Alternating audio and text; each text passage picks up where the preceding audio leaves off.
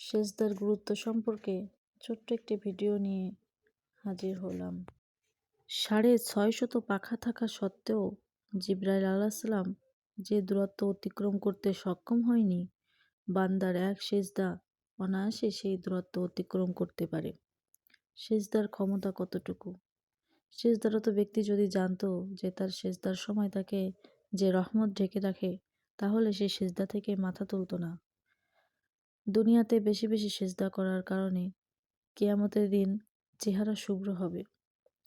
একজন বুজুর্গ বলেন, যৌবনে যত সেজদা করতে পারো করে নাও, কেননা অধিকাংশ বৃদ্ধকে সেজদা ছাড়া নামাজ আদায় করতে দেখেছি। এক সেজদার কারণে যদি পিছনের সমস্ত গুনাহ আল্লাহ তাআলা মাফ করে দেন, তাহলে এত হাজার সেজদাকারীর মর্যাদা কত উঠতে হবে। মাশাআল্লাহ, আলহামদুলিল্লাহ।